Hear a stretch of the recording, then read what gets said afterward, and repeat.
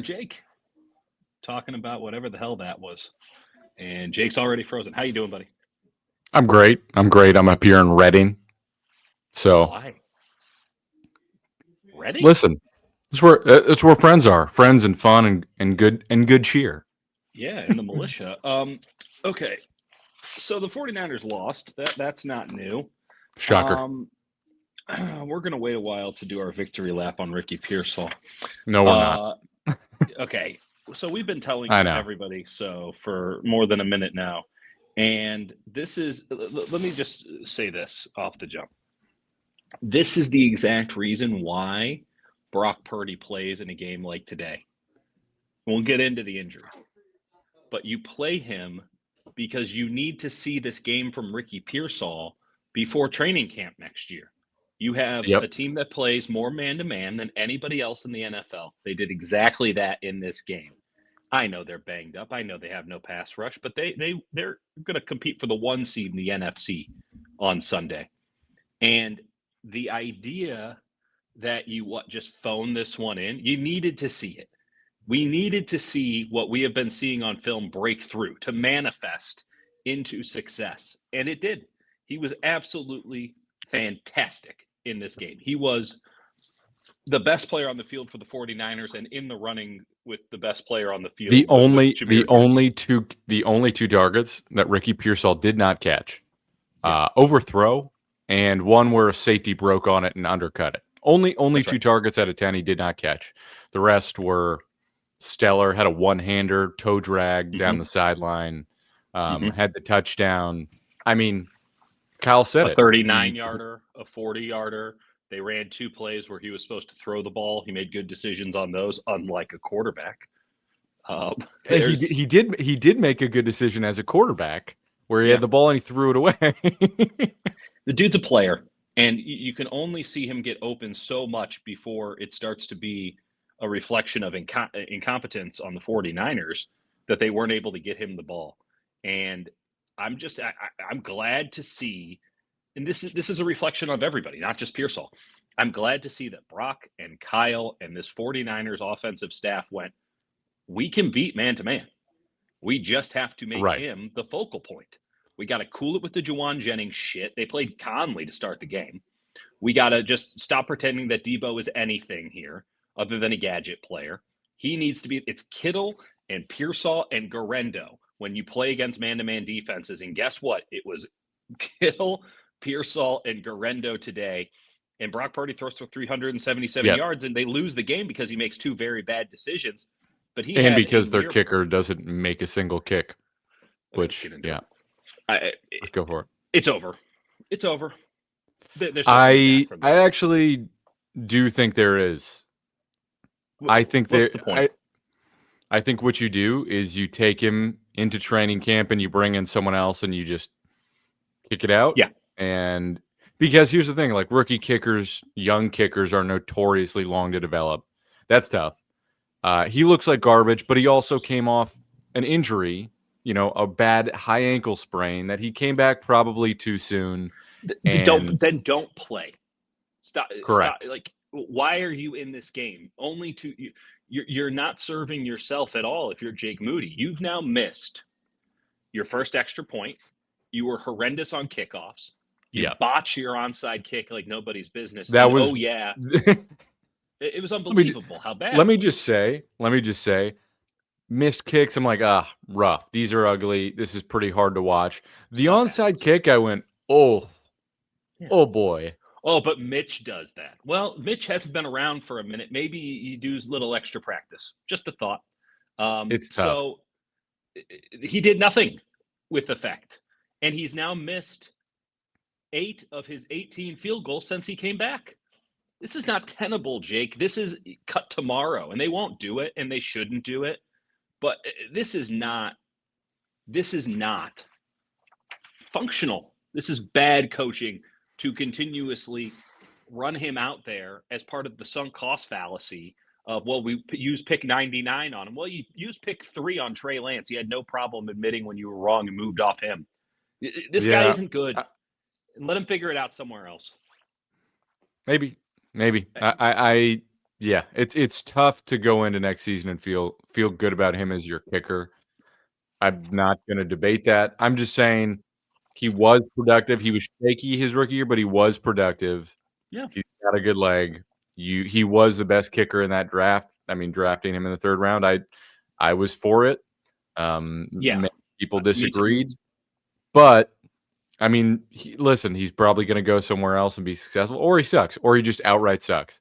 But like this, I don't care what he does. Like he has to go from here because it'd be one thing if there was ever evidence that being pick 99 provided you some upside that no other kicker that you can pick off the street Yeah, has. And yet when Matthew Wright comes in, he looks just as good, if not better. yeah, Like it, and he doesn't look good. no, none of these guys are prime Justin Tucker or Harrison Butker, but like the idea that a Chase McLaughlin or who's the kid who missed the field goal the other day for the Bengals out of Memphis? Doesn't Cade matter. York. Cade York missed one, and then was it Atlanta? Yeah, Atlanta's field goal kicker came up like way short the other night. Like, oh yeah, pick number 99 in the draft looks like every other street free agent kicker. Every one of them. Yeah, that's fair. No debate there. Meanwhile, the 2 best kickers in the league right now are former soccer players who are trying it on a whim in Bates, who I think there's something up with Bates. He was stretching out all funky and stuff, but like he was playing for the Michigan Panthers of the UFL. You've never lied down on a softball to roll something out? I have. No, I absolutely have. But I mean, it would explain why I wouldn't be good at kicking because he did not have a good game. He missed an extra point. And, yeah. I'll just say for the broadcast, I've hit a 50-yarder before. I had the wind at my back, but yeah. I'm just saying, if like anyone can physically hit a 50-yarder, it doesn't bode well if the guy you drafted 99th overall is going push, pull, panic, where you go, oh, he clearly just overcorrected there. Yeah. That's tough. I don't understand that if this is not the kind of game that loses you your job, like what kind of compromising photos do you have? Like there's no kicker that can survive this. If Justin Tucker was on a stretch where he missed 8 of his last 18 kicks. He was in a pretty bad stretch this year. But he was never this bad. Never. And that he couldn't get kickoffs to the 10. And by the way, not on purpose. Just couldn't get him there. And then not a lot of practice on onside kicks, but does it so poorly that it's now a laughable moment in the 49ers season. And then, what else? Miss an extra point? At least the one thing you can count on with Jake Moody is he's always make his extra points. It's done. It's done. It's over. He wasn't even the best kicker in camp this year. Vizcaino was. You watch him and you're like, oh, this guy's pretty good. That should have been the red flag of, oh, no, we've made a mistake. We better move off this before it gets worse. And then it got worse. We're talking about not good. My only excuse for him is the injury if he's not right. And yeah. I think that's why you bring him in camp, because you're already paying for him. There's no reason, I think, to cut him now with 1 week to go. You say, all right, let him get health. You give him a shot against Arizona because honestly, you're kind of hoping that he does the same thing again. Better draft pick. Maybe you can take a kicker now.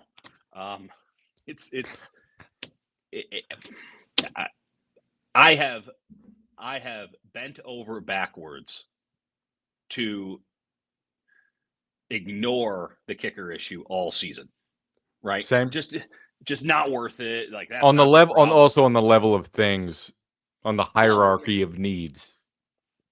He's lost multiple games for him now, and he hasn't won them squat. Even the games where he got the game-winning field goal. Like, what happened? He had missed a couple before that, so And where's Debo? Where's the leadership? Someone needed to tell this guy to lock in tonight. And where was Debo in all of this? Unbelievable. Take the C off his chest. Okay, Pearsall good. Kittle good. Real quick on the Pearsall thing, I wanted to address a silly dumb comment.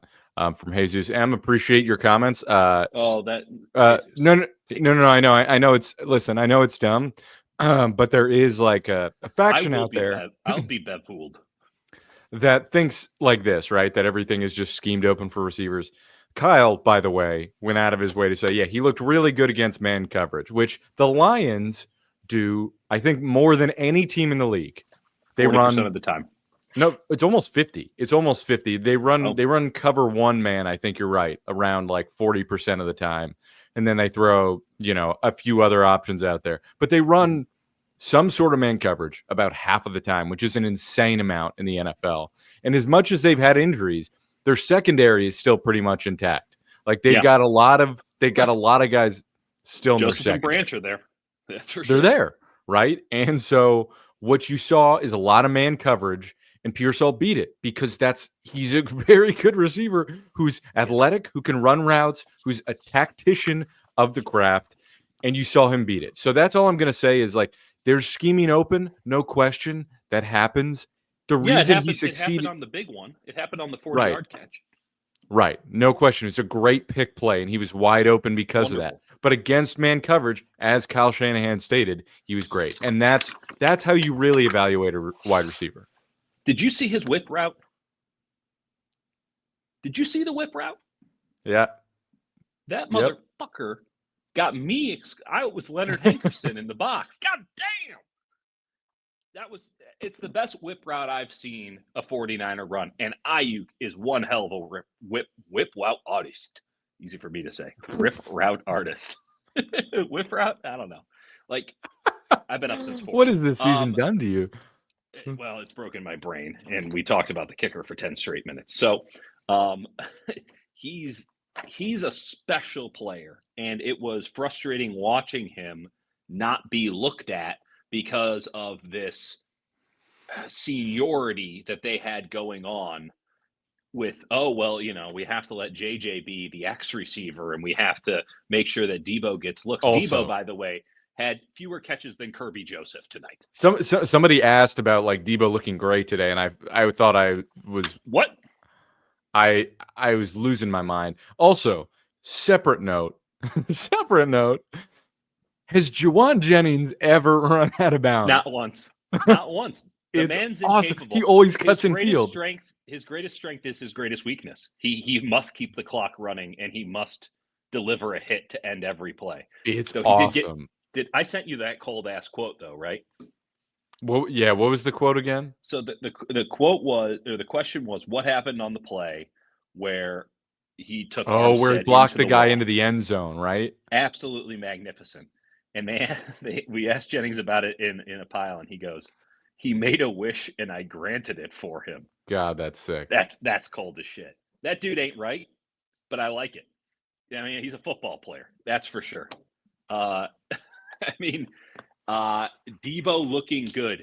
What part of Debo's game looked good tonight?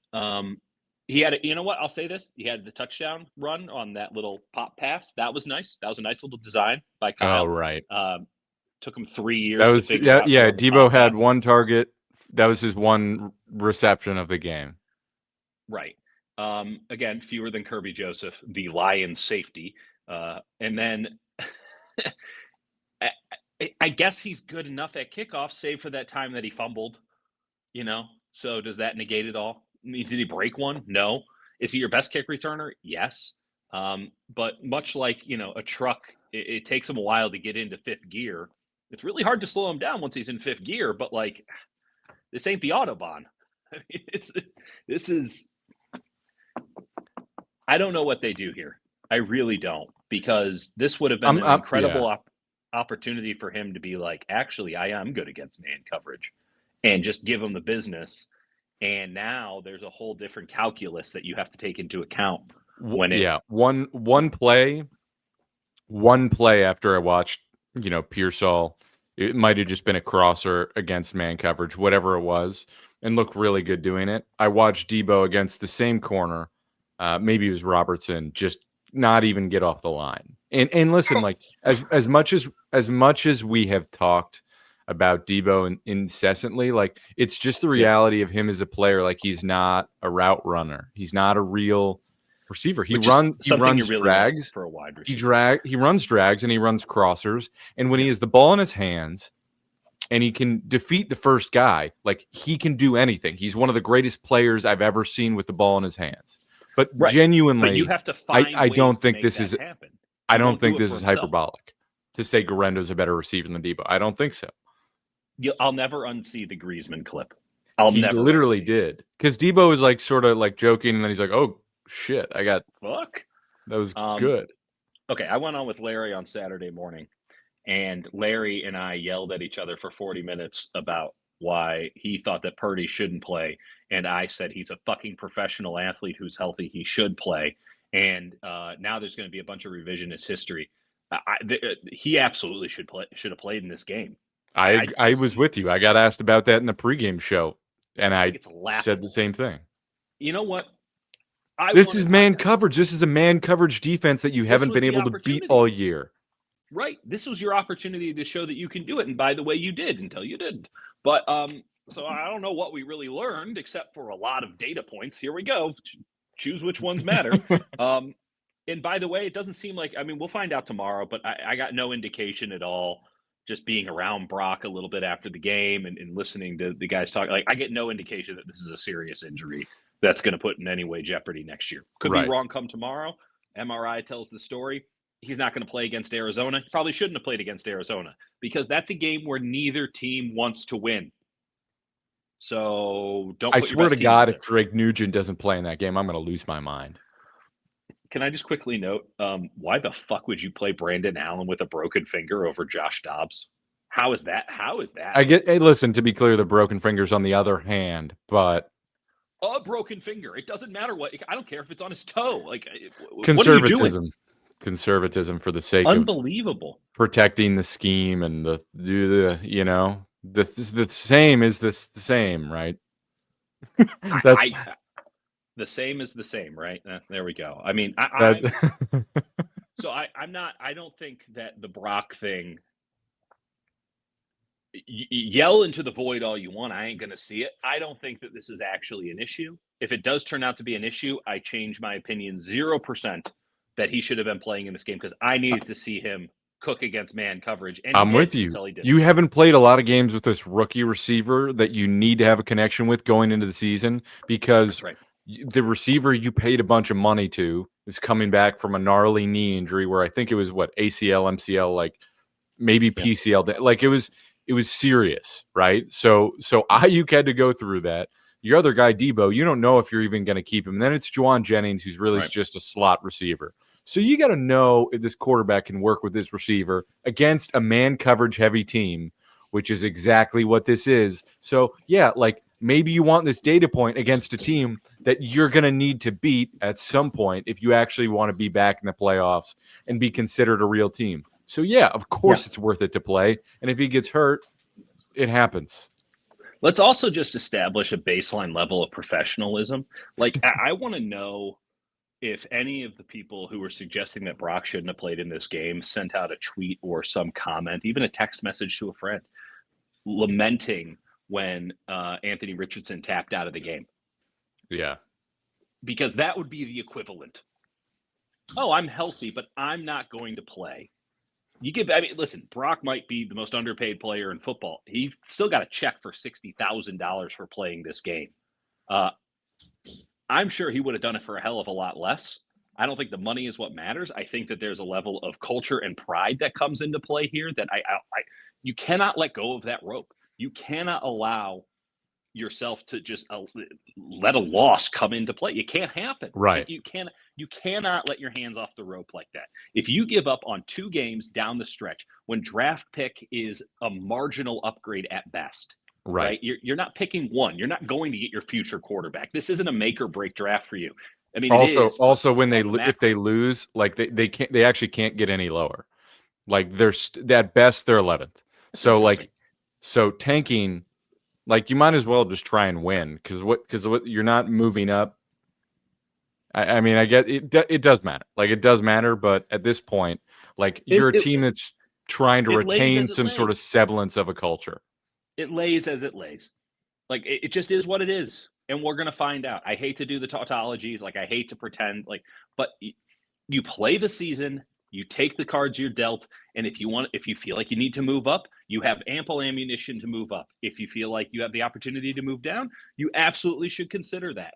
But don't go out here and undercut the overall culture, which is fragile, right? When you Yeah. lose this much with the expectations this high, that culture is fragile. And something like Brock Purdy saying, "Nah, I don't feel like it," that just that shatters it. The Right. And there's quarterback no has to risk be of the that leader of because the team. that's not who he is. Just want to briefly, thanks, shout out Iman Yeah, Report for the donation. Yeah, I mean, listen, like this is part of what it comes down to, and I don't think that Shanahan and Lynch necessarily operate in the same way. But mm, at the end of the day, coaching and operating a team is an act of self-preservation and the act of like what preserves you and lets you continue to operate and run this organization. sure. What's the best route for that is paying Brock Purdy because you know what he is. He understands the system. And does he have flaws? Yeah. I think the first interception was probably worse than the second one. Yeah, I think that was pretty sweet by Kirby Joseph. it was. And Brock locked in on it. Definitely stuff to criticize there. But that's like scheme and understanding and a great player making a great play. Like they're going to pay Brock. That's just the reality. 100%. 100%. The question Yeah. is how much. And today, I Thanks, don't Hugh. think Looking great, by the way. You look outstanding. magnificent. Um, yeah. Uh, I'm sorry. I Thank don't you. want. Yeah, They're you look paying wonderful. Brock. It's happening. The question is, are they going to set the market with him, or can they negotiate it down? The question is how much guaranteed money it is. And here's I'll throw two things out. One, uh, Jared Goff. Let me put it to you this way: we watched Tua get paid this offseason, and you and I both had a conniption, right? Because we're like, that guy's not worth $55 million. And then the game starts and the season starts, and I'm not saying that he is or he isn't, but you just sort of forget. It Yep. just doesn't matter, right? In a vacuum, when you're not actually having to put a football team together and you can operate in a theoretical realm, you go, oh, well, he's not worth that. I would do this or that. But then you actually have to put a football team on the field, and you're like, and how much did the quarterback cost? I don't care. I need a quarterback. Like By the way, the alter the Dolphins can cut to it in 2026 and save correct. $31 million. And by the way, that is not abnormal in the least bit. Most of these quarterback contracts are easy outs, like Dude, really easy outs. this is the reality. I said it. I went on Willard and Dibbs in the pregame show, and they asked me about Brock's money. And the reality is, there's different ways to do it. You can set it up like Tua's, you can set it up like Jordan Love's. Whatever it is, the reality is the quarterback is not making $65 million. He's making No, more like 40. He's making more right. like 40 over a life of 2 to 4 years, depending on how much guaranteed, how long you lock it in. And then you Hmm. have an insane figure like 80 million, or it's over 2 years and you got two $65 million years, whatever you need to do to bump up the AAV. But you're not getting that money, or the quarterback's playing so well, you go, all right, we're going to restructure and extend, and we'll guarantee some of that money, but not all of it. So in Right. reality, Brock is going to get something more like $40 million over, let's say, 3 years. It's going to be mostly guaranteed. Whatever it is, that's really the number. Let me throw something at you here. So Jordan Love, who had one good Toyota-thon, and that's it, got a $220 million contract for $55 million a year, right? Next year, his guaranteed money is 11.9 million. The year after that, it's 10.4. That's it. None of this is prohibitive at all. And I would also like to note, like, that's on a quarterback who has nothing but young, cheap players around him. Meanwhile, Jalen Hurts out here, it stretches out a little bit longer. By the way, 2029, he has a void year that's worth 97 million on the cap. So that should Awesome. be, and they could just cut it. So that's fun. Um, that's an all timer by the Eagles. But like, didn't stop them from going out and signing a guy who rushed for 2,000 yards this year. You know, Josh Allen has a massive contract. He signed it a little early. Jared Goff, 2 years, then they can get rid of him, get no guaranteed money after that. Trevor Lawrence, no guaranteed money after 27. Dak Prescott has no guaranteed salary after next year. But they also are paying him like $90 million on a cap next year, which is kind of awesome. They're just like, listen, this is going to go nowhere, and we're yeah, just going to eat it right up front and but go nowhere. there's an easy way to restructure that. You throw it into a void year. You eat it at some point. Like it is literally 89.89 million against the Awesome. cap next year with a 150 million dead cap hit. But by the way, like Russell Wilson is getting, was it like an $80 million cap hit to go away for the Broncos? They just took it. They took an $80 million cap hit on a $250 million salary cap. And then this year, the Falcons, who Raheem Morris, just deer in the headlights, great defensive coordinator, not good at this whole job that he currently holds. Waited way too long to go to Penix, who looked awesome. I mean, rookie, but awesome. At least he could throw the ball. Kirk is just, you're watching every body part collapse into dust on the field. They're gonna cut him, and it's gonna cost him $60 million against the cap, and they're like, yeah, that's fine. That's fine. So what are we talking about? Yeah, and by the way, with free agency, the reality is, like, if you're paying a guy, say, $20 million a year, I'm not saying they're not going to go out and even do that. But if you go out and you get, like, this guy, Drew Dahlman, we're talking about, say it's $20 million. Love it, Drew Dahlman. It'll cost you. It was fantastic. It'll cost you $8 million next year. Probably double that the year after. And then the third year is like half guaranteed and you can cut. Like, that's how it works. Right. Let me throw a number here. So Jimmy, after 5 games, got the largest quarterback contract in the history of the NFL, which made it the largest contract in the history of the NFL. His first year, which was in fact the year that he tore his ACL in Kansas City week 3, his first year, he had a cap hit that was 21% of the salary cap.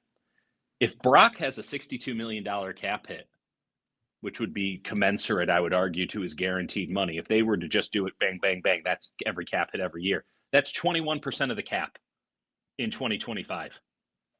I think 2026, which is when it would really kick in. It would be 21%. So the idea that a quarterback isn't worth $62 million is merely just not understanding the inflation of salary cap year over year. And that's fair, because a lot of this is obscured behind all this bullshit of option bonuses and all this random stuff. And no one, understandably, really wants to take the time to look at it. And I'm not going to pretend I understand every option bonus and all these details. And we definitely get things wrong at times. But 100%. The reality is, it's the percentage of the salary cap that matters, and it keeps going up. And if you have a quarterback who understands your system and functions and is above average, which by just screw metrics, Brock is well above average. He makes some dumb mistakes. He's also overcompensating for a lot of things. And the offense has been a mess all year and has had poor schematic answers in key situations. They were rotating Heck and Pleasance. Listen, I told some people, the worst player I've seen. I got up here to Reading and I was telling people, I was got to watch this game and giving them a mini introduction. I was like, mention the name Austin Pleasance and Charlie Heck. I was like, do either of those sound like anything but Madden, just regen players? Year 7 of a Madden franchise. And I'm not trying to rip on these guys, but like, just could be any person ever. Yeah. And yet Brock threw for 377, and the play that got him injured wasn't because of them; it was because of Patrick Taylor. And the 2 interceptions had really nothing to do with the offensive line, in my estimation. So, yeah, I would like to note, per our friend Josh Dubow, Purdy down 1 score in the fourth quarter or overtime in his career, 41 for 72, 502 yards, 3 touchdowns, 7 interceptions, and a 53 passer rating. That is one of the all-time worst marks. Now, I think that has a lot to do with Kyle. Good. But it is not good because he puts it on himself. He's a bit of a swashbuckler. Yeah, Jimmy. By the way, Jimmy Garoppolo cost $37 million on the cap his first year. It's insane. Yeah, it was like 21% of the cap for Jimmy, and he didn't play. Yeah, 16%. How did Pleasance end up downfield on the Kittle catch? He didn't know the play. Pretty straightforward, actually. He just didn't know the play. Okay, Titus. Been a huge Purdy fan, but all these fourth quarter picks have been rough. Can you offer a glass half full take on him, and what would you pay him after tonight? I'd pay him the market value, which is more than Dak Prescott, And the glass half full is that he just turned 25 years old, and he is a 25-year-old who has taken your team to a Super Bowl, albeit in ideal conditions. And this year has been anything but ideal conditions. And there have been moments when he has looked absolutely awesome. There is no perfect quarterback. Patrick Mahomes has had a statistically down year. Joe Burrow's been ripping it. The Bengals are barely fighting for the playoff spot. Like, maybe this year's Josh Allen is a perfect quarterback. If you keep on holding out for the perfect quarterback to come around, you're not going to have a job any longer in the NFL. Jared Goff is by no means a perfect quarterback. I can go through a million ways why I don't believe in Jared Goff. Tua is not a perfect quarterback by any stretch, but they're good enough, and you make it work because you know the alternative is a Brandon Allen. You know the alternative is a Skylar Thompson. Teddy Bridgewater, I think, just signed again. Teddy Bridgewater coached high school football all year. They just signed him. And they were literally like, hey, buddy, I know you're retired, but like whenever your season gets over, please, God, come back to us. $600,000. Yeah. And glass half full on Purdy's. I've said it before. Like, he's had the best relationship with Kyle of any quarterback Kyle has ever had with the 49ers. He has enough arm strength. He understands how the offense functions. He can make off-schedule plays. I think he has lost a bit of trust in what they're doing, and his vision has been worse this year. Those are definite concerns. But he's a guy who's been in it, who's produced, and the fourth quarter interceptions are concerning. But I think that comes from overcompensation and the offense not as a whole humming as well. But yeah, this has not been exactly a banner year for him by any stretch of the imagination. So a lot of people saying you don't pay top dollar. I don't think you all understand how a free market economy works. You pay what they're worth based on what the market economy tells you they're worth. You don't pay premium for mid. I have some terrible news for you on how quarterback contracts work. They're not directly commensurate. There's not an arbiter who hands out the quarterback contracts. It's called a marketplace, and you will get paid whatever you're worth. Kirk Cousins became a free agent coming off a torn Achilles at age 36. He got $100 million guaranteed. Like, Dak Prescott, perhaps the definition of mid in the NFL, is the highest paid player in the league. Right behind him is Trevor Lawrence. Right after him is Jordan Love, who, again, has had one good Toyota-thon in his career when he got that contract. Then it's Joe Burrow, who is sick. He's pretty awesome. We all agree Joe Burrow's good. Yeah. Tua is right after him. Then there's Jared Goff. Then there's Justin Herbert, who I'm a big fan of, but is somewhat of a divisive player. Certainly a caliber higher than Purdy, without a question, even though Purdy has more playoff wins. Then there's Lamar, who looking forward to this year's playoffs to see how Lamar decides to completely implode in those games. I mean, one of the greatest players of all time, just a confounding quarterback. And then Jalen Hurts pretty much did the exact same thing as Brock Purdy, did he not? Is this not the exact same? Right. And the counter is that all these quarterbacks are overpaid, which, yeah, they're all overpaid, but that's what the market is. And your option is to say, all right, we're going to move on with Brock. We're going to get rid of Brock Purdy, and we're going to go into the void. And what? You're going to pay Chase. Literally. No, you're going to pay Sam Darnold. You're going to pay Sam Darnold roughly the same amount of money. $45 million for Sam Darnold, probably. I mean, everyone, his franchise tag is this. Yeah, but you don't have his franchise tag. You have to buy him on the open market. Right. And listen, yeah, you do have the option to say, all right, we're not going to do this, and we're going to try and moneyball it. We're going to try and draft a quarterback and go super cheap. Sure.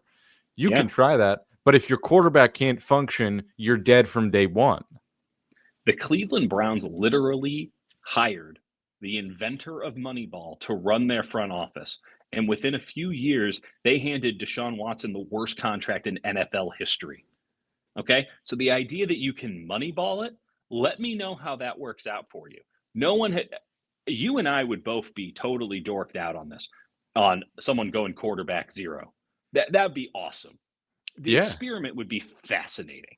It'd be exhausting, but fascinating. There is no option here. Unfortunately, folks, the most important position in professional sports gets paid quite a lot of money. And this is unbelievably dumb. I'm sorry. I'm not even gonna sugarcoat it anymore. You all need to be institutionalized. This offense would function with a $2 million Dobbs. Get out of here. That's this. Then why would they folks, play? did we watch Josh Dobbs last year? This is what Josh Dobbs does. He makes you think he's the greatest quarterback. Why is no one paying him? And then he throws 3 interceptions and gets benched for Nick Mullins. That's the reality. That's what happened last year. And feel free to go ahead and buy in. If Sam Darnold wants to bring Justin Jefferson and Jordan Addison and TJ Hawkinson with him, then I'm all in on and their offensive line. Yeah, and Kevin O'Connell can come too because he's a really good play. Like, bring them all on. Oh, like Aaron Jones, bring them on. I'll take the Vikings offense if that's what you're buying, but you're not. You're buying Sam Darnold, who, let's be honest, you're not actually watching the games. When you watch Sam Darnold play football, it is living on the edge, baby. Yeah, it's fun. It's exciting. And it's awesome. It's chaos. It's like the girl you can't really trust. The party girl. You're like, she's awesome, but I don't know. Every now and again, I feel like she can get us in some real trouble. And that's what you want to feel going into the playoffs.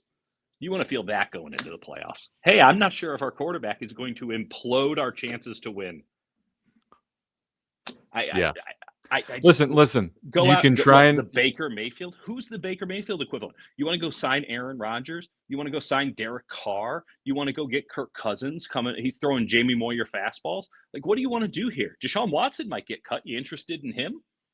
Like, you lock up a quarterback who knows your system, who has the ability to be excellent. This man got MVP votes last year.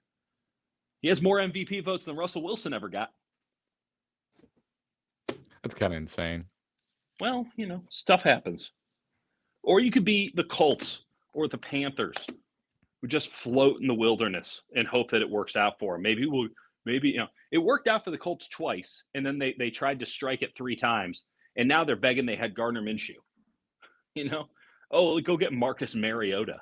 Let me know how that goes. Let me know how it went for the Tennessee Titans this year when they tried to go with Will Levis and Mason Rudolph. Let me know. Because I think that's a really talented roster. And frankly, if they had a quarterback, they could have won 7 or 8 or maybe 9 games in the AFC. But they had Will Levis and Mason Rudolph, who actually provided some level of competency. And then they only won 3. Whoopsie.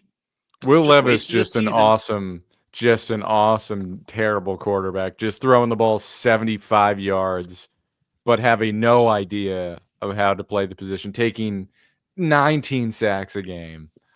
If you really believe that Brock Purdy should not get paid, then you now need to use your first-round pick on a quarterback.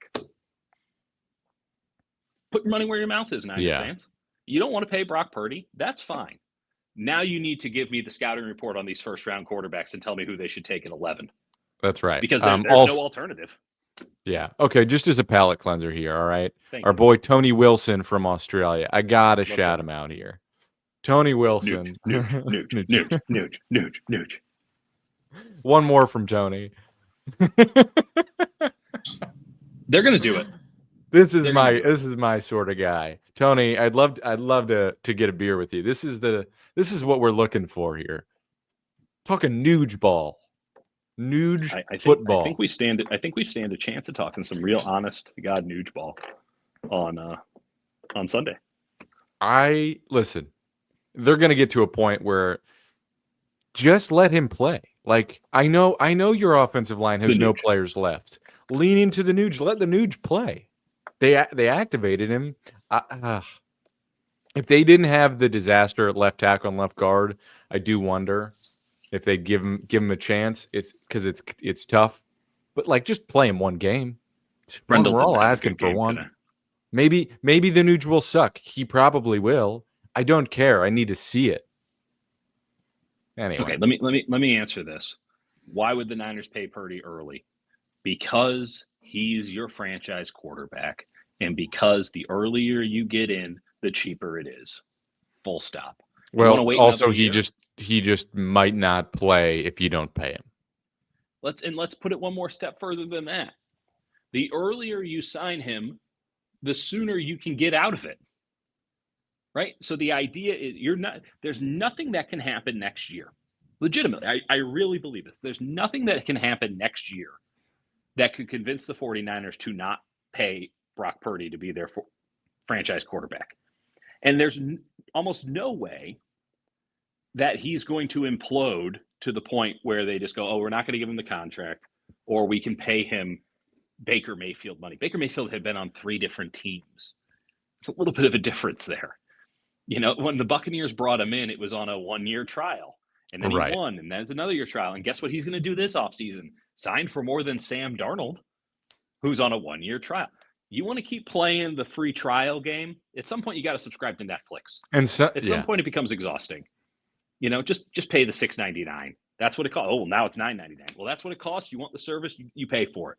You don't want the service, you think you can keep gaming it around, you might find out that the free trials, well, they no longer work. Now you got to change the email address. Now you got to talk to somebody else. Now you're going through a lot of hoops where it's like, man, just pay the $9.99 and never have to think about this again.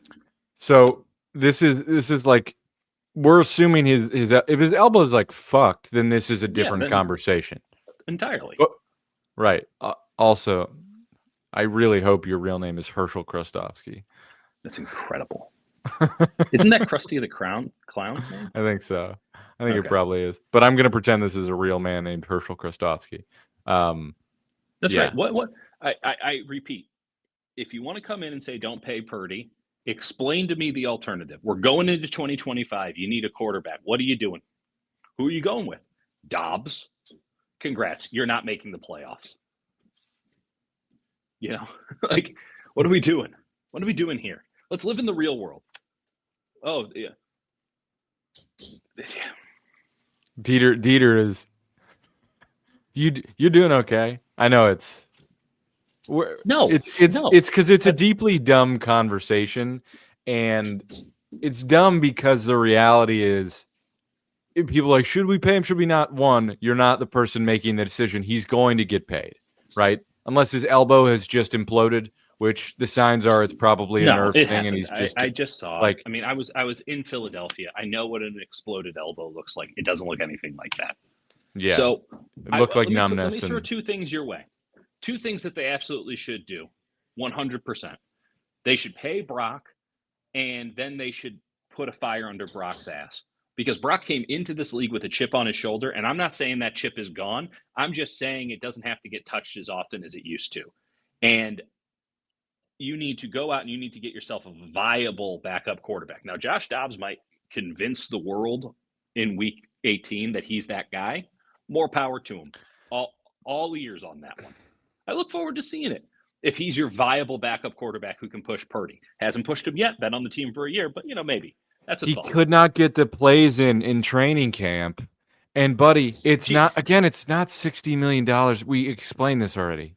Okay, first off, Jeebus just doesn't know what he's talking about, and if he puts in another dumb thing, I'm banning him. Because at this point, it's trollish, and he's not open to even a conversation. He doesn't know what he's talking about. You can jump out of this. I get what you're trying to say, that like he's cheap, but he's cheap because he's not good. He's not reliable. Like, what makes a quarterback worth starter money is if you can project, say, 16 games, your team is going to be 10-6, right? Okay. Baker Mayfield didn't have a market. You want to play the same way that you played with Ayuk and Trent Williams, but you want to play that game with your quarterback, you're sabotaging a season before it starts. He's not better than Baker Mayfield. I saw them both play in the same game. He was better than Baker Mayfield. Brock Purdy is a markedly better quarterback than Baker Mayfield, and I like Baker Mayfield. The idea that there's a quarterback in this league who is exceptional and isn't paid is merely a byproduct of delay. If you are there's nobody in this league who's exceptional at quarterback who is perpetually underpaid. They were either paid too early or they're yet to be paid. But there is no world in which there's somebody who's fallen through the cracks. Baker Mayfield made $33 million this year. He's going to make close to 50 next year.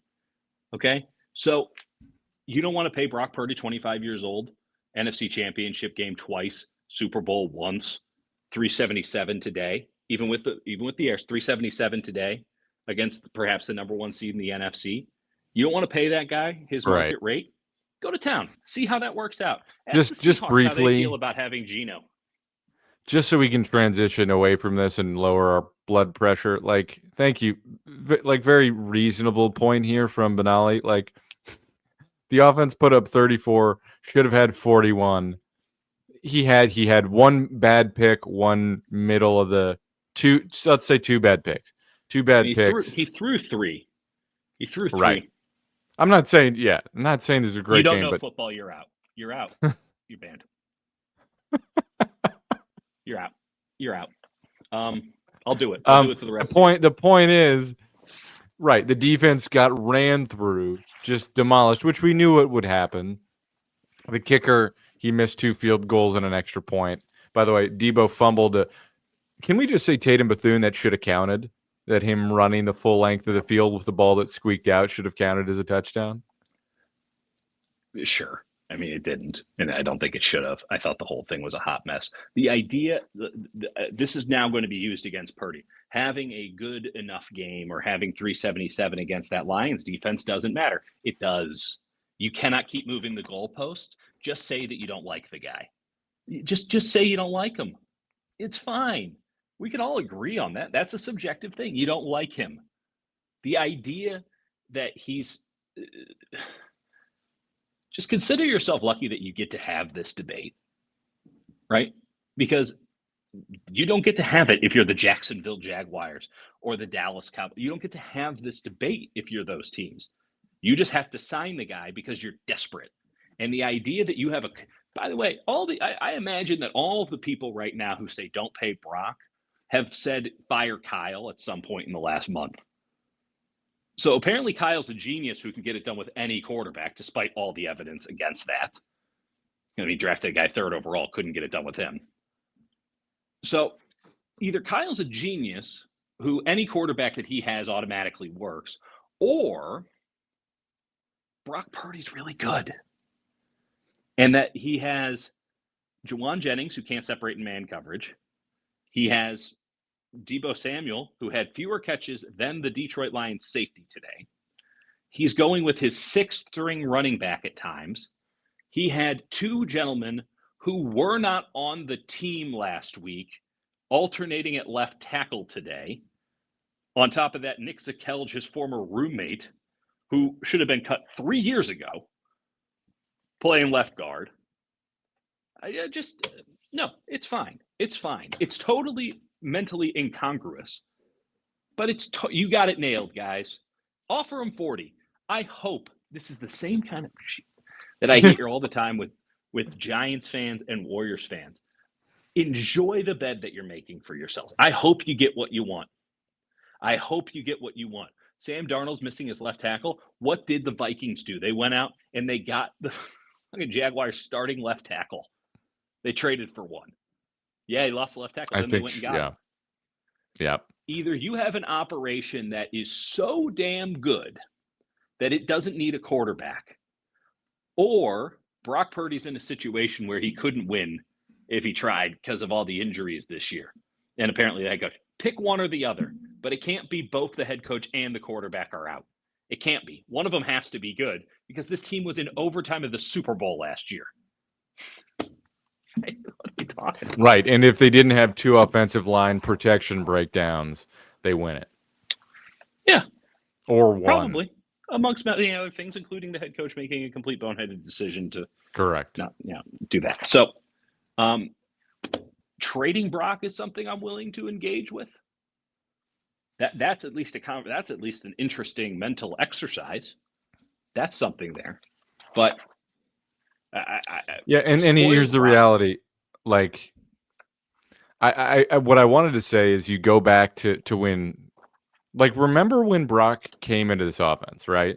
Where Kyle Week was 13, Miami, so exhausted with Jimmy and Jimmy was playing the best football probably of his career, and genuinely, Jimmy was playing really, really pretty well. But the reality is, Jimmy throws the ball down the middle, can't push the ball downfield. Brock comes in, he can scramble, and he can throw the ball outside the numbers and deep.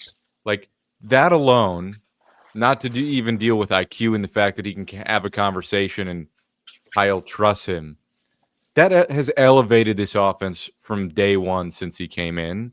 And I know it's hard to remember that now when the whole operation looks like shit. It's just a pile of mud and absolute garbage. Like the defense is a disaster. But Yes.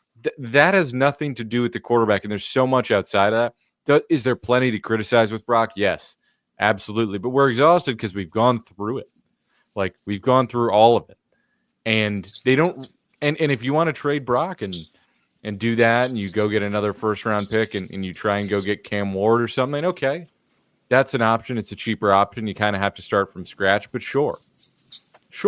That's at least a plan as opposed to like just go sign Sam Darnold to the same contract or Josh Dobbs. Sam Darnold was on this team last year. I know. We watched him I know, in training Dieter. camp. It's not a thing. It's not a thing. It's just unbelievable. Is there anything else you want to get to? Yeah, Sorensen's got to go. What are we doing here? Which play in particular? I know which one you're.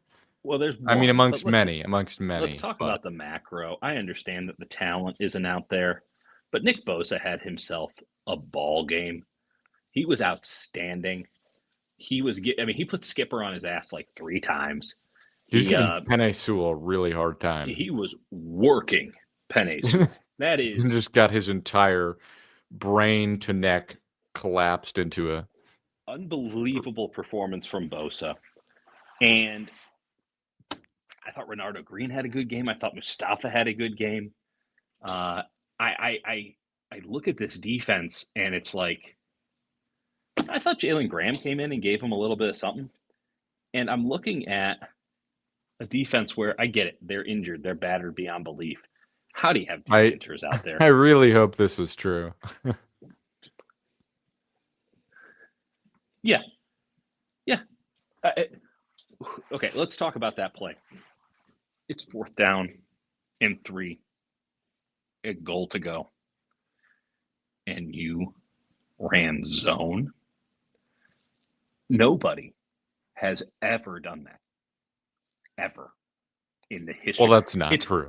Well, it's almost a genius play. Who would have seen it coming? Who would have possibly seen playing zone coverage on your own 3-yard line on 4th down coming? If it would have worked, all the credit in the world. This is like the point, right? You have actually really good man coverage corners. He was really good. Now, Yadam is not, but you're probably something close to base. And I'm willing to accept what happens if you have Mustafa on Amon-Ra St. Brown in the slot. Like, I'm willing to accept base man-to-man, probably a mismatch, but you do it because you need to stop the run on a 4th and 3 near the red zone. Like, you have to have base. And you trust, in this case, Lenore and Green to hold down Allen Robinson and Tim Patrick. Like, what? Tim Patrick having a resurgent year, I will say that. He's a wonderful player. I said it in a pejorative sense, but like both very good players. Obviously, the Sun God is on a different caliber. Gibbs is unbelievable. I do really consider think yourself unlucky you didn't get to watch Gibbs in person. He is spectacular. He's so sick. I mean, won me one fantasy championship, lost the other. Okay, thank you. So I just saw Ben Johnson just absolutely work this dude over, and watching D. Winters run around with no idea what he was doing. Just legitimately Will Ferrell semi-pro, I'm a rover coach energy. Just roving around. Can't be the rover, Jackie. I've never seen anything quite like it. It's one thing to be a linebacker that's slow and immobile and getting kind of worked because you're always 1 or 2 steps behind. It's a whole other thing to just be running around crazily with no intent whatsoever. He was brutal. It's one of the worst linebacker games I've ever seen, and we get to watch some really bad linebacker games when the Niners offense is cooking. Today was a good example. And how you can't pull him, how you didn't pull him is beyond me if you're Sorensen. How you keep Yadam out there that entire game is beyond me. And how you call some of these plays he wasn't present in the game at all. It was like he there's was like no calling in real a vacuum. identity with this team on defense. There's not a schematic identity. There's not a physical identity. When Dre Greenlaw's out there, there is. I mean, but that's and like is it? We saw a half, you know. that's what I mean. But like you're putting a lot on a guy who's coming back from an Achilles and couldn't make it through the rest of the season, which is understandable. Like they don't have the guys, and when you don't have the guys, like you look at the Arizona Cardinals. Like the Arizona Cardinals are a team who don't have the guys, and they straight up out schemed the 49ers early this year. Totally. And the 49ers, whether, you know, and listen, I've made this excuse that like Shanahan likes to keep it simple, whatever. If he had a good defensive coordinator that he really trusted to scheme it up, you'd let him do it. You'd let him do it. I think there's a lack of trust there in terms of, all right, what's the answer to this problem? That's what you're solving as a defensive coordinator, or you're being proactive and you're saying this is the problem we're going to present to them, which is what great defensive coordinators have done. Some mix and match, some versatility. Hey, we suck, but at least we're crazy. You know, like Todd Bowles is the greatest example of this season, right? Todd Bowles' defense is not good. They have Vita Vea and like nobody else, maybe a decent safety in Winfield. And what has Todd Bowles done? He has just said like, oh, we're just going to be lunatic people. We're going to just blitz and be crazy and do stuff. And like, we will get burned quite often, but we'll also get turnovers and picks. And Kyle's out here bemoaning the fact that this team can't get any turnovers. It's like, how the hell are they supposed to get a turnover? They drop into basic cover 3 or cover 4 every single time. They don't do anything. There's nothing interesting happening. Yeah. And meanwhile, they're getting cooked on it. Ben, I mean, that had to be the easiest day in the office all time for Ben Johnson. They could have run the same play 20 times in a row. Hey, Jameer, just go to the flat. It was just easy pickings. I mean, the hook and ladder couldn't have worked easier. It was laughable. And Fred Warner doesn't stand a chance. And Nick Bosa's out here doing some incredible stuff. And I thought, you know, Gross Matos had a decent game and Okwanu had an up and down game. Malik Collins has turned in one underwhelming performance. And I don't think the expectations were high. And he's their best defensive tackle. Like Elliott had about 3 or 4 really good snaps in the first quarter, maybe first half, and then just turned into a hinge again. It was just unbelievable. There's defensive tackle. You need like 4 reinforcements, and that's concerning because they've spent a lot of money there. I think they have a misunderstanding of what defensive tackles need to do. Quite honestly, I'm going to be aggressive about the front office. Yeah. The way they approached this season at defensive tackle was a joke. Like we said it from the start. Like we tried to get them some deference here. Get a 2-gapper, just one. But you had Javon Hargrave and Malik Collins. Okay, if you're going to pressure as a quarterback all the time, like it's 1982, I don't know what you're talking about. You don't have guys that are 2-gappers that can hold up against the run. You don't have physical at the point of attack. Malik Collins has that physicality at times. He's inconsistent. He's also asked to do a million things at the age of 30. Like you don't. He ain't got it anymore. I mean, Jordan Elliott occasionally shows it, but like for the most part, like he's driving upfield and not involved in the play. Like, and he gets very easily turned away from it. You can have those defensive tackles, but then you need to have 2 elite defensive ends and 2 elite linebackers. Well, they don't have that. They have 1 of each. So then, okay, you don't have that. So what do? Well, now we're going to need to go and get defensive tackles. Oh, well, Dre Greenlaw, you got 1 half of it. And that's about all you're probably going to get. I mean, Dieter, just banking on him is ridiculous. I will say, because somebody's brought this up a million times, what this game does, by the way, is it locks up the 49ers finish in 4th. Do you want to know who their opponents next year will be? Sure. So outside of the NFC West, you have the Atlanta Falcons, Carolina Panthers, Jacksonville Jaguars, Tennessee Titans, Chicago Bears at home. On the road, Texans, Colts, Saints, Bucks, Giants, Browns. So that's an extraordinarily favorable schedule, even if those teams have massive upgrades. That's a lot of the South and some weak teams. They should definitely fuck around with their quarterback and sabotage the season. Listen, dude, that we went into the season being like, this is a brutal schedule. They have to do their work early. They didn't do their work early. And then you get to the bye week and they're like, all right, Christian McCaffrey will save our season after coming off an Achilles injury. Doesn't do that, and they don't have schematic answers. The season's been like cooked since day one. And the idea that everything is happened as we predicted. They set it up. Fundamentally, this roster wasn't ready to compete this year, which is an insane thing to say given that they ran it back with a lot of guys. But like, no one had a real training camp, the amount of attrition they had, and then the lack of, honestly, coaching attrition just in terms of mental. I don't know. They didn't answer a lot of schematic questions that they obviously needed to answer this season. So, anyway. And listen, the beauty of this is that they used up in 1 year 3 years of collateral because they didn't win the damn thing. And even then, we might be close. They burned it all up. One of the worst situational football teams I've ever seen. Tonight being a good example. Terrible special teams. All the little things that you need to do to win, they don't do any of them. They can't stop the run. They can't run the ball. That's not a little thing, but that's like a baseline bedrock of success in the NFL. Can't do that. They're terrible in all of the hidden yardage and hidden points aspects of football. And when the going gets tough, Kyle soils the bed. And Brock, by proxy, comes out the other end. Like, this is a horrendous situational football team. They're front runners, and they've played from behind all year. But they're also, when that's they're what their going identity right, has been. that's not a new development. That's every year forever with Kyle Shanahan. The problem is when they're going well, they're never behind.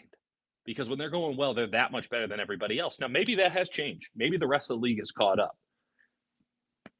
I'm willing to see it out. Yep. I'm willing to give it a shot. I think you just fundamentally, you have to be more physical at the point of attack with both of your fronts. Start from there. You have a full offseason with guys who are not playing this whole next month. You're getting a lot of rest. You're still an old roster, but the amount of wear and tear that you're avoiding is substantial. A lot of these guys that held out, you're avoiding that. Like, if you get Brock done, your main thing is locked up. Maybe you have to do some stuff with Kittle and whatever. Though he's going to figure it out. He'll be in camp. Like, you have your answers on the roster at a lot of key positions. You also don't have a lot of answers at key positions, but you can go in and say, all right, we need defensive tackle. We need interior offensive line. We're going to get more physical. We're going to get younger. We're going to get more athletic. Totally. And who cares? We're going to stack up at wide receiver and running back and spend, a few of those picks because there's attrition and wear and tear there, and maybe we'll whiff. But they're looking pretty sweet. They're looking pretty sweet at a couple of spots. I love the possibility of a Christian McCaffrey-Guerrero backfield next year. Mason, who knows? Like, that sounds pretty sweet to me. Yeah. I like the possibility of Ayuk coming back, getting some, getting a window to come back, not getting rushed back, getting to come back when he feels comfortable, giving him the best opportunity to make an impact upon return. Because we always talk about guys coming off the ACL. It's the year after the year that they really get back. Having him and Pearsall in the same offense. Getting him, McCaffrey, and Pearsall on the same offense. I want you to play man-to-man. Kittle? Yeah. Suddenly, the thing that we couldn't do becomes a strength. And now, guess what? You get to play zone. And I don't know if Debo's going to be there or not, but, like, I can tell you Juwan Jennings is pretty good against zone. And I can tell you that anyone who's good against man is also good against zone. Like, that's the easy part. Yeah. Last thing I will say. Fast on defense. Get young and fast on defense, and get to the point where you can rotate your defensive line again. Because even if you're not going to commit to a tactical change on the defensive front, you have to have the bodies commensurate to the system you run. And what made the 49ers excellent, even running, I believe, a fundamentally flawed defensive front, is that they would rotate dudes through so that they were fresh as hell in the fourth quarter. They were ahead. They could tee up. They could pin their ears back. Yeah. Right? Like that's the difference. Why is this the worst fourth quarter defense in football? It's pretty obvious because their defensive lines are tired. Their defense is tired because they don't have. It's hard to play defense. You're chasing people around. It's exhausting. Yeah. I'd actually feel decent about this team going into next year. 100%. I don't. We're going to bring it down a little bit from Super Bowl, but this is the same situation the Eagles were in last year. I know that the Eagles had a better year before it all fell apart extremely fast for them, thanks to Deebo Samuel. Like, I get it, but coming out of last year, oh man, did we mess up by paying Jalen Hurts? And I don't know. This team will have the money to pay Purdy, to pay other players, right? Because it's all 1-year deals or a year and a half deals. They'll be fine. The cap keeps going up and saving them from themselves. This is not a Saints situation. And yes, I do think they need to make massive changes, or at least bring in more people on the offensive and defensive lines. No question about it. And they need augmentation, if not upgrades, at other spots. I don't have full trust that they'll get it done right, but they get the opportunity to do it. Yep. And when you're good enough, did a good job on this draft. Yeah. I'm with you. So I'm with you. They did a good job on this draft. That was with a lot of the brain trust gone. So whomever's filled in those gaps did a good job and helped John Lynch. And John Lynch has more power now than he ever did. Like, they get an opportunity to do it again. And if you get back-to-back good drafts, or if you put in a great one there, you have a very different ball team. The only thing I would ask them to do is, please, God, draft a backup tight end who is not utter and complete garbage. Did you see Brock Wright today for the Lions? He was fantastic. Do you remember what they did? They tried to go get him. Yeah, they tried to go get him in the Lions match. The Lions match the RFA for a backup tight end. And you know what? Watching him today, I went, that would have been a good buy. He was a pretty good player right there. That's exactly what they needed. So we'll have ample time to talk about it because the season has no meaning anymore. I'm not talking Josh Dobbs all week, Jake. We're going to start draft shit. I refuse. Now. We're going to get into it. We're going to get into it. I got to get back from Reading, but we'll get into it, folks. I got to go home. I got radio at 6 a.m. I still got to write a column. My wife is texting me. This is great. I really enjoyed this, Jake. I really enjoyed this time with you yelling about Brock Purdy's contract. I'm absolutely clipping that. I'm just done. I'm done with this football team. I so look forward. I can't believe I'm saying this. They've broken the most cynical man in sports media. I love that. That's a special moment. It's a special moment. I'm looking forward to some optimism. I need some hope in my life again. You got it. I'm a glass half full guy now. It'll get better. It'll get better. Thank you, folks. Or not. And that will be fun, but we'll have something interesting to talk about. It's better than Jonathan Kuminga talk. It is pretty bad. It's pretty bleak. Anyway, go Sharks. On that note, folks, we're going to wrap. Appreciate all of you genuinely. Keep it up. We're going to get weirder, and we'll have draft stuff coming. We'll figure out what the plan is with that. I don't even think we're going to get weirder. I think we're going to get really serious. I think we're going to start morphing into McShay and Kuiper just slowly. God. You think about this guy, 375 going into this. This guy's built like 3 pieces of meatballs, but he plays with a firecracker up his ass. Slowly turn into caricatures of ourselves, which is it's going to happen, and it's inevitable, and I'm okay with that. Anyway, we got to go. Bye. Appreciate you, folks.